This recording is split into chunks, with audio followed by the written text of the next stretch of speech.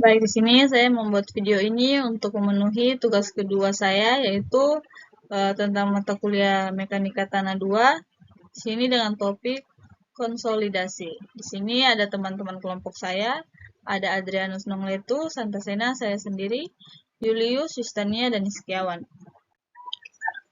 Di sini saya membahas tentang pendahuluan, apa itu konsolidasi, uji konsolidasi, tujuan konsolidasi, penurunan konsolidasi, terus ada interpretasi. Tapi di sini saya hanya menjelaskan apa itu konsolidasi dan tujuan dari konsolidasi. Selanjutnya akan dijelaskan oleh teman-teman kelompok saya. Konsolidasi, proses berkurangnya volume tanah atau berkurangnya rongga pori tanah jenuh berpermeabilitas rendah akibat adanya perbebanan, di mana prosesnya dipengaruhi oleh kecepatan terpesatnya air pori keluar dari rongga tanah. Selanjutnya ada tujuan untuk menentukan sifat pemampatan suatu jenis tanah akibat tekanan vertikal. Di sini ada besarnya penurunan yang terjadi tergantung dari sifat tanah. Selanjutnya, di sini ada gambar yaitu mengenai lapisan tanah.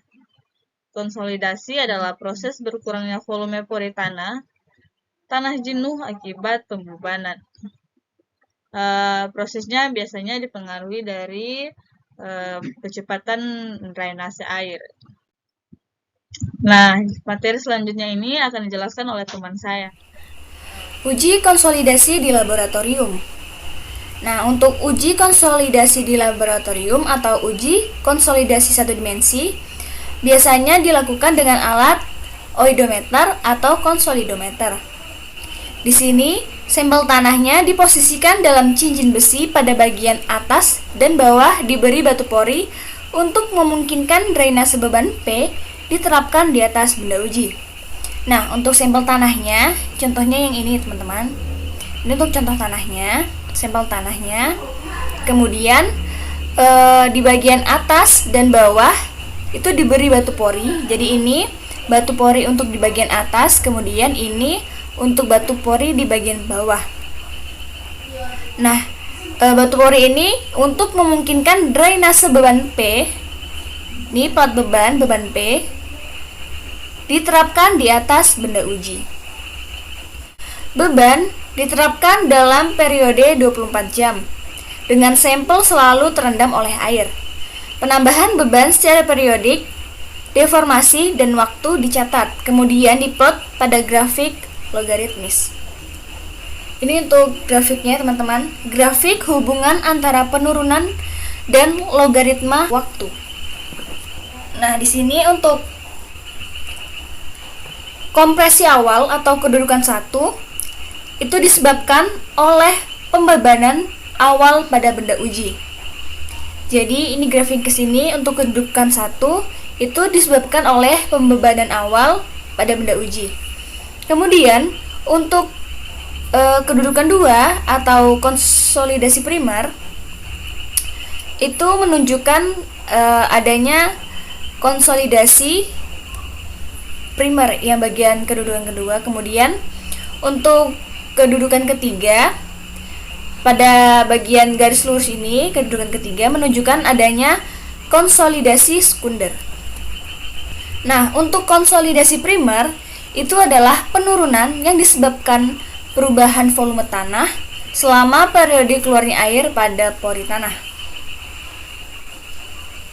Kemudian untuk konsolidasi primer ini, pada penurunan ini tegangan air pori secara kontinu berpindah ke dalam tegangan efektif sebagai akibat dari keluarnya air pori. Penurunan konsolidasi ini umumnya terjadi pada lapisan tanah kohesif atau tanah lempung. Kemudian untuk konsolidasi sekunder itu adalah penurunan setelah tekanan air pori hilang seluruhnya. Dan konsolidasi sekunder ini disebabkan oleh proses pemanfaatan akibat penyesuaian yang bersifat plastis dari butir-butir tanah. Jadi, konsolidasi sekunder ini terjadi setelah terjadinya konsolidasi primer. Nah, di setiap penambahan pembebanan selama pengujian, tegangan yang terjadi adalah tegangan efektif atau tegangan yang mempengaruhi kuat geser dan perubahan volume atau penurunan tanah. Dimensi awal dan nilai penurunan itu harus dicatat. Kemudian, dengan mengetahui berat jenis atau GS, kadar air pada akhir pengujian, maka nilai angka pori E dapat diperoleh grafik hubungan tegangan efektif dan angka pori itu dapat dibuat. Jadi, GS itu berat jenis. Jadi, untuk diperoleh grafik hubungan tegangan ini, kita harus mengetahui nilai dari berat jenis dan kadar air pada akhir pengujian. Ya, di sini ada ilustrasi konsolidasi di lapangan 1/2. Di mana di sini ada sebuah beban merata atau delta P yang diberikan pada permukaan tanah yang berlapis pasir, tanah lempung, dan pasir. Jadi, segera setelah beban merata ini bekerja, tinggi tekanan air pada setiap titik di lapisan lempung ini naik sebesar delta P. Pada pluviometer tinggi, air sebesar H sama dengan delta P atau gamma W yang dinyatakan oleh garis D ini. Selanjutnya, ilustrasi konsolidasi di lapangan 2/2.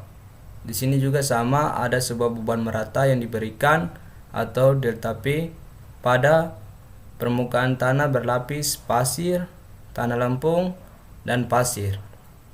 Jadi dalam waktu tertentu, tekanan air pori pada lapisan yang paling dekat dengan lapisan pasir ini lebih dulu berkurang dibandingkan dengan bagian tengah pada tanah lempung. Karena tekanan air pori pada lapisan bagian tengah masih tetap, butuh waktu yang lebih lama untuk terderinisasi atau air porinya berkurang. Selanjutnya, pada konsolidasi dikenal dengan dua istilah, yaitu normal konsolidasi dan overkonsolidasi. Kapan dikatakan dalam keadaan normal? Jadi, dalam keadaan normal, tanah lempung pada kondisi normal konsolidasi bila tekanan prakonsolidasi PC sama dengan tekanan overburden efektif PO atau nilai OCR overkonsolidasi rasionya sama dengan 1. Sebelahnya, tanah lempung pada kondisi overkonsolidasi dikatakan keadaannya normal bila tekanan prakonsolidasi kurang dari tekanan overburden efektif atau nilai OCR overkonsolidasi rasionya kurang dari 1. Jadi nilai banding overkonsolidasi OCR dinyatakan sebagai perbandingan dari nilai tekanan prakonsolidasi terhadap tegangan efektif yang ada. Dinyatakan dalam persamaan OCR sama dengan PC per PO. Berikutnya interpretasi hasil uji konsolidasi. Pertama, di sini konsolidasi satu dimensi. Di sini ada perubahan tinggi yaitu delta H persatuan dari tinggi awal, itu H adalah sama dengan perubahan volume delta V persatuan volume awal V. Nah, ditemukan delta H dibagi H sama dengan delta V dibagi V. Ini hanya tuh ketinggiannya atau tinggi, V-nya tuh volumenya. Nah, di sini ada dua gambar, yang ini A dan B. Di sini gambar A-nya ini sebelum konsolidasi dan B-nya setelah. Di sini theta 0 itu rongga pori, VS sama dengan 1 itu butiran padatnya. Di sini ada ketinggiannya hanya, di sini ada delta E, dan juga di sini ada delta H ketinggian dari ini ya. Nah, terus dari hasil ini kemudian ditemukan bahwa ada rongga pori dan butiran padat dijadikan 1. Terus bila volume pada VS sama dengan 1 dan angka pori awal E0, proses konsolidasi seperti gambar A yang ini itu tuh volume butiran padatnya besarnya tetap, angka porinya yang ini yang berkurang karena adanya adanya delta E. Nah, ditemukan persamaan menjadi delta H sama dengan H dibagi delta E dikali delta E dibagi 1 tambah E0.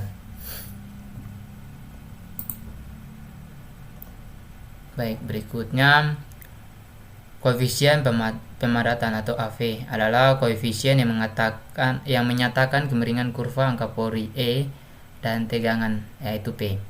Nah, di sini AV-nya sama dengan E1 dikurang E2 dibagi P2 aksen dikurang P1 aksen. Nah, hasilnya yaitu delta E dibagi delta P. Nah, satuan AV-nya tuh meter persegi dikali kilonewton atau P-nya kilonewton dibagi dengan meter persegi. Di sini koefisien perubahan volume itu MV adalah perubahan volume persatuan pemadatan tegangan aktif. Nah, terus ada rumusnya itu MV-nya sama dengan AV dibagi 1 tambah E1. Nah, satuan dari MV-nya itu meter persegi dibagi dengan kilonewton.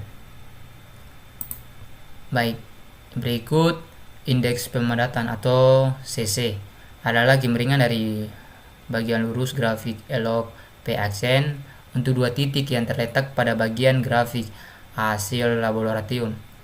Nah, di sini ditemukan rumus CC yaitu E1 dibagi E2 E1 dikurang E2 dibagi dengan log P2 aksen dikurang log P1 aksen sama dengan E1 nya dikurang E2 bagi log dikali dengan P2 aksen bagi dengan log P1 aksen.